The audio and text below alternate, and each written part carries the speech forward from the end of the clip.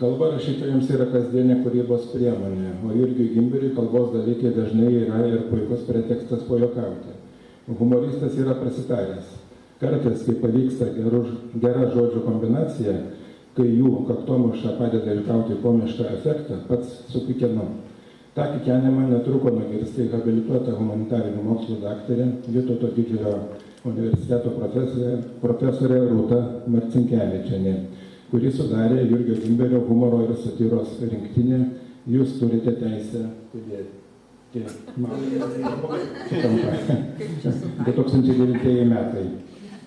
Ir parašė įvadinį straipsnį Gimberinė lingvistika. Tame įvade skaitome, ar yra dar didesnis lingvistas už Jurgį Gimberį, didesnis, universalesnis ir dar platesnių pažiūrų. O kas gali būti tikresnis lingvistas už tą, kuriam rūpi kalba? Jo humoras ypatingas, nes čia svarbiausia verbališkumas aprėpiantis visus galimus kalbos lygmenis, pavienį žodžių, žodžių junginį, sakinį, tekstą ir jo potekstes. Jurgis gal ir pats to nesuprasdamas išbandė įvairias lingvistikos šakas. Lietuvoje jau įsitvirtinusias ir dar tik ateisiančias, ir galėčiau čia cituoti daug daugiau, tačiau pagarsinsiu, kad tai yra iš rekomendacijos, iš pasiūlymo Jurgį Gimberį apdovanoti Lietuvos Respublikos vyriausybės kultūros ir meno premiją. Jis yra nominuotas tai premija, ar ją gaus, tai žinoma klaustukas, bet palinkėkime, kad taip įvyktų. Kaip jūs visi puikiai žinote, šiuo metu Lietuvoje yra du humoristai. Vienas labai juokingas ir socialiai angažuotas, kuris gyvena Kaune, tai Jurgis Gimberis, o kitas, kuris gyvena Vilniuje ir yra pakankamai linksmas ir gražus. Aš dabar bandysiu ant viršaus ar kartu su muzika kalbėti ir skaityti. Norėjau iš tų, čia, ne gausybė, čia tų knygų.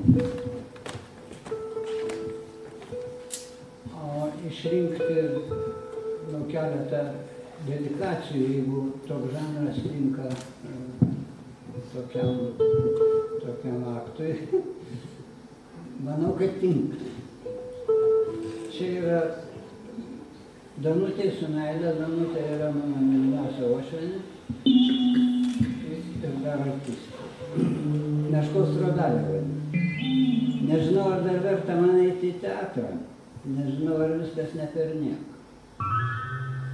Kelnes trinasi į bufetą, užeit privalu, švarias kojines, ne paragrafę kamautis reikia, bilietai kainuoja. Santa Barbaros tą dieną nematai ir iš vis sutrinka ekologinė pusiausvyrą. Nuostolių daug, o laimėjimo abejotinų. Aš todėl taip kalbu, kad buvau nuėjęs vienąsyk neseniai su vaiku į vaikišką spektaklį, kad apsiprasčiau, adaptacijos sunaikimas. Apsiverkiau, žinoma, sąžinę užgraužė.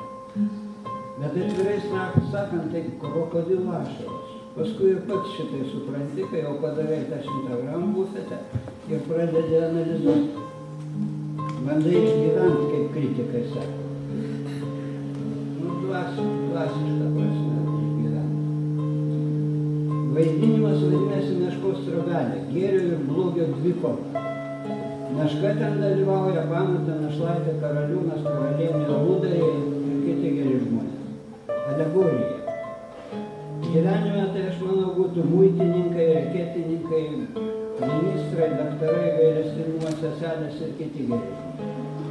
Aš suprasčiau, į salę pasiskirstytų bent po lygiai. Pusė už geriečius, pusė už blogiečius. Ne, negalima. Tie mažiukai visi kaip vienas už geriečius. Kas čia taip padarė, klausė geroji karalienė griežtai, atseit prokurorė. Ragana, rėkė tie mažiukai, kur ragana. Kur jį nubėgo, dabar jau Karaliūnas klausė, atseit komisaras. Net iš vietų visi pašoka. Nekaltom rankutėm rodo nesugrūbusiais balseliais šaukia ten. Tėveliai šalia sėdi, šypsosi, kaip katinai viščiukas sušveitę, tų vaikų naivumas. Tokie ir prieš reketininkus liudytų ir aferistus nesirodami nuteistų. Ar įkišti į statinę pilną vinių prikalinėtą, klausė karalius atseit aukščiausioje teismo pirmininką. Ar užkaltą klastūnę raganą pažeidusią visas dorovinės ir teisinės normas? Įkišt, rėkia mažieji prisiekusiai, užkalt ir nurident nuo kalno. Tėveliai šypsosi, aš verkiu, matot, ponai Jakunas. Buvau jau tą pertrauką tam bufete susijaudinau. Kodėl dabar viskas kitaip? Kada mes pasikeitėm? Kada suaugom? Vardan ko? Kodėl mes šypsomės it į miltus pridėję? Kodėl? Todėl, kad pridėjom? Kodėl? Aš taip verkiu, taip tų vaikų gaila. Pirmas to spektaklio įspūdis praėjo, išblaivėjau ir matau, katastrofa. Prapuls, juk tokie vaikeliai gyvenime prapuls. Paklaus tokio prokuroras, kur pinigus padėjo, tas ir pasakys. Ir dar ranka parodys. Tas teatras, nežinau, ko jis mūsų vaikus išmokys. Grįžim namo, reiks kalno.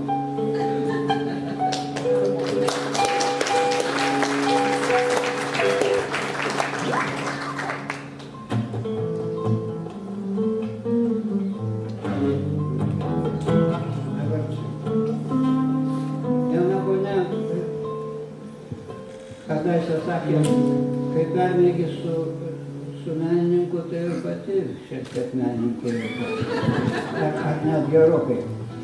Aš maždaug 40 metų tarnavau mokslinio tyrimo institute, tai irgi pasijutau mokslininku, nors buvau laborantas.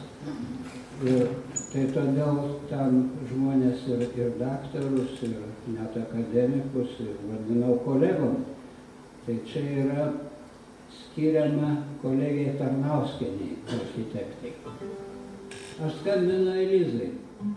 Jei atsimeni, yra tokia Bethoveno fortepijoninė pjesė Elizai. Kadaise jau susakė, skambinu. Mūsų fortepijonas yra pianinas, bet irgi trinkojam, Belarus. 4 koja nulūžusi. Kad mūsų Belarus netyčia neprislėptų kokio užsisvajojusio pianisto įsižiojimo, po to kampu pakišom 2 pasaulinės literatūros bibliotekos tomus. Ir stūkso jie, nelyginant paminklas fundamentaliosiams literatūros šedevrams. Nes jos retkarčiais keičiam, kad kiti neįsižeistų. Klasikai yra ambicingi kaip alkoholikės. Kiekvienas norėtų būti paminklu, bet viskam savas metas. Nuo tų begalinių keitimų mūsų Belarus rėmas taip išsiklaipė, kad Gražvydas net negalėjo to instrumento suderinti. Net neatėjo visai, nors ir buvo pasižadėjęs. Taip smarkiai tas rėmas išklaipytas. Tai dabar jeigu ir bandai Elizai paskambinti, tai net nesupranta, kad čia jai skambinti. Mano, jog čia turkų maršas arba slavų šokiai. Gerai dar, kad ant pianino yra telefonas. Skambinu. Alio, čia Eliza? Taip, jis sako. Čia aš sakau, tau skambinu Eliza. Radai laiką, jis sako, aš dabar Santa Barbara žiūriu. Bet Bethovenas man širdžiai sakė, sakau, kaip ten tavo sisi laikosi? Ar Bethovenas tavęs klausia Eliza? Pasakyk jam, kad paliktų sisi ramybėje. Ir apskritai aš dabar Meisoną myliu. O, Eliza, lyg karštą įlą pervėrė man širdį. Nereikėjo šitą sakyti, aš juk pavydus kaip Mauras. Ir ką, kad bent kaimas tai būtų, kad ir Abelis, Krūzas pagaliau, net Robinzonas Krūzas, tas geriau, o dabar Meisonas. O, Eliza, ar tu atsimeni, kaip lūpam varį nuo Perkūno prie jo namų senamiestyje? Kaip abejingas mėnuo liejo šaltą šviesą, tarytumei Bethoveno pasionatą, sakytumei sonatą mėnesienos. Ar tu atsimeni, kaip būgnių bulvės iš neaprėpimų laukų kolūkio, o širdien nakties serenada skambėjo? Tai kas, kad jie parašė Mocartas, vis tiek Bethovenas. Bethovenas buvo sujungęs mūsų sielas. Dabar sakai tu Meisonas, geriau jau būtų Mendelsonas. O Eliza, šakės Eliza, aną dieną netoli autobusų stotės sutikau Nijolę su sūnumi.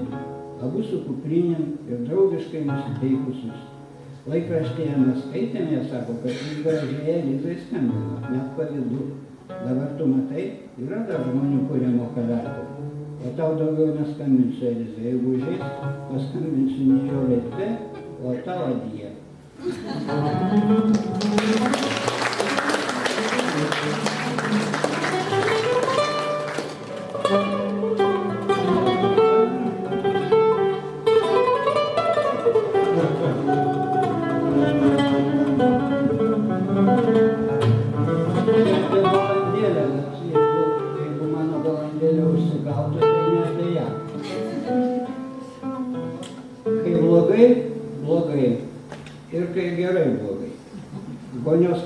kambaryje, beje, čia senovės dar tarybiniai metai. Vonios kambaryje turėjau iškirsti sklypą betoną. Tai kaimynai gaisrinį iškvietė, pamanė, kad žemės drebėjimas prasidėjo. Toks geras betonas suklotas tik sprogdinti. Statybininkai pasistengė, gerai padirbėjo, matyt, cemento neišlogė. Būtų išlogęs, seniau būčiau prakirtęs ir seniau su visa vonia būčiau maudęsis pas kaimynę vieną aukštą žemiau. Gal ir neblogai buvę, kaimynė prekyba verčiasi. Bet iš kitos pusės tokia vietoj turbūt rimtų gerbėjų turi. Būtų 4 gorilos su visa vonia į gatvę ir išmetę iš 6 aukšto. Maudyčiaus dabar laukia prie transformatorinės. Gera vieta, ne prie transformatorinės, o kaimynės, gerybėmis aptekus, bet 4 gerbėjai, gorilos. Gal ir fantazuoju, gal ir vieno pakanka, bet vienas vonios neišmės. Tačiau prie transformatorinės vieta irgi nebloga. Gyva, sėdžiu savo, dairausi, kaimynai sveikinasi, apie orą pakalbam, politiką, tik vanduo grėsės. Nes vonia natūraliai nuo visų sistemų atjungta, vėl blogai. Gal nugarą, sakau, galėtumėt patrinti vienai praeiviai, kažkoje krito į akį. Vanduo, sakau, greit vėsta, kol blogai iš 7 aukšto nusileis. Kur jūsų plaušinė, sako. Įkišo ranką į vonią, pagrabinėjo, su tokia plaušinė, sako, tegu mums iš ramybės biuro trinti. Vėl blogai, vanduo jau šaltas, praeiviai praeina, nugara apskepus, vaikai snargliuoti, batai kiauri, duona brangsta. Bet jeigu mergos gražios, tai gal dar gyvas? Aš tau parodysiu mergą, sako mano balandėlė. Susisukęs visas sudžiūvęs, susitraukęs mergos dar rūpė. Aš tau duosiu. Jeigu boba barasi, tai gal dar gyvas? Aš taip manau. Ar manai, kad tik iš inercijos? Gyveni iš inercijos, myli, tada myli. Nesapnuok, sako balandėlė, kalk betoną. Kalk pinigus, puspadžius, šventas tiesas, grabą kalk. O aš ką sakau, aš kalbu. Tuoj galvoju su visa perganga ir vode atsidursiu 6 aukšte pas kaimynę. Šlumš. Na čia dabar, sako kaimynė, labas, sakau, ar negalėtumėt patrinti nugarą? O ką bloga, sako kaimynė, serga? Ne, sakau, neserga, bet užsiėmu, Santa Barbara žiūri. O aš svečių turiu, sako kaimynė, sušvilpė 4 gorilos, eina ir išsvedžia mane su tavonė iš to 6 aukšto ir sėdžiu prie transformatorinės pliuškenuose. Gal vonia išnuomoja, sako viena praeivė. Ne, sakau, gal galiu priimti, surysau per tas revoliucijas kaip kopiečius. Puikiausiai dirbsim pėse, renkitės. Aš tau renkitės, girdžiu balandėlės balsą, aš tau renkitės, tu nepridėk, o kalb. Kalbu, o ką aš sakau, kalbu. Ot galvoju, jeigu čia senoviška statyba būtų. Atverčiu plytą, skrynę su pinigais. Renks. Tik staiga perdanga, triokštų visais pinigais ir vonė paskleidžiu ne iš 6 aukšto. 4 gorilos. Eina tavonė su manim. Švist iš to 6 aukšto ir skrendu. Vairaus. Žiūriu, Boga šalia skrenda. Geriausiai žiūri mano. Balandėlė ant šluotas. Jau angelas. Angelė. Kur skrendi manęs klausia? O ką žinau? O kur tas skrynia su pinigais? Čia dabar, taigi prasmerda. Tai kaip toliau gyvenam? Nežinau, aš angelė mano. Nežinau. Įsileksiu.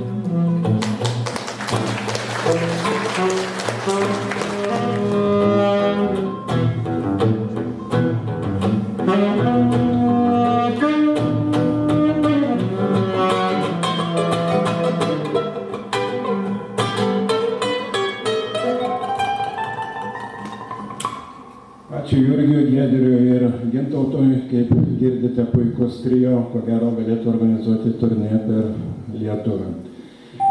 Kada jis kalbantis su Jurgiu sakė, o jeigu aš parašyčiau tiek knygų, kiek turiu pavadinimų, kadangi būna, kad rašytojas dūsauja, kad sunku įsirinkti teisingą tikslų pavadinimą.